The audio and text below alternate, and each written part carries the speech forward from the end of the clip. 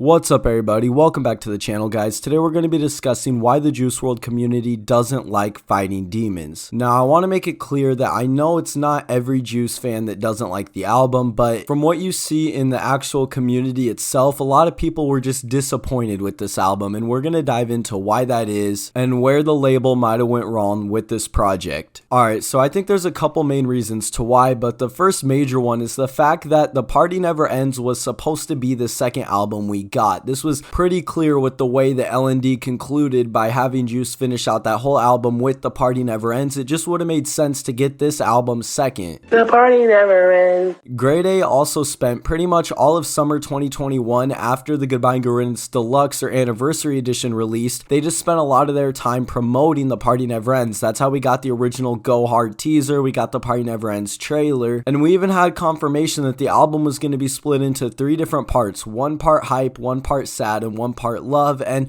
we knew that features from Travis Scott, Roddy Ricch, and other artists were going to be featured on this project. Now, if this would have been executed really well, I still think that that was a cool idea, but the fact that it probably wasn't going to happen in a timely manner, and in this case we still haven't even gotten anything, it was pretty obvious that this idea had backfired. We had already had a lot of sad Juice music released prior, whether it was as singles or for L&D or whatever it might be. The community was ready to get a hype album because we thought that we were going to be getting a project that at least showed somewhat of a happier or a more hype part of Juice. But obviously in September, Bibby took to Instagram Live to confirm that HBO wanted to get the documentary out sooner, so we ended up getting a different album that was supposed to be more of the soundtrack to the Into the Abyss documentary, even though there's tons of songs in that doc that still aren't even released for some reason. It just kind of really screwed up the plans for The Party Never Ends. Now, I do give the label credit for a couple things on Fighting Demons. For one,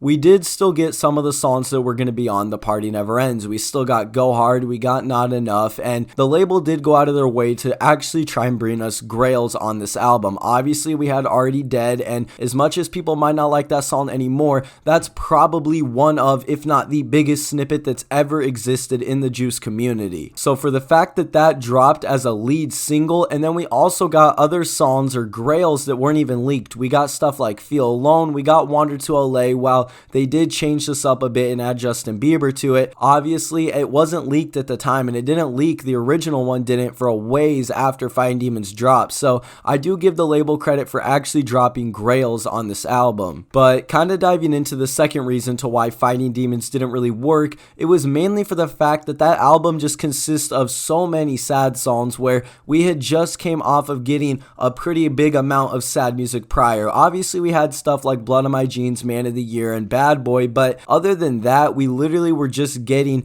basically sad Juice songs. Whether it was something like Pain Heal or even some of the newer 2019 songs, I do still think that the label obviously just took this down the complete wrong route. For most part, the comm was just hyped to finally hear the hype Party Never Ends style Juice, or just something different than what we heard on like Goodbye and Good Riddance and a majority of L&D, and now pretty much what Fighting Demons is. While personally I don't like to hate on this album a lot, because I do think a lot of good songs are on here. Even the leaks that they picked are pretty good, and there is a majority of 2019 Juice. The fact is, it just kind of came at the wrong timing, and nobody really wanted a project like this, at least not at the time where we got it. But that doesn't mean I want to go out of my way to discredit it. Mainly I just want to point out the fact to why I think a majority of the community doesn't support or really like this album, or even hold it to the same regard as L&D. And before anybody comments it, I do not care if there's leaks on the album. I don't let that form my opinion on whether it's good or not. Even when we get the project, I still dive into it and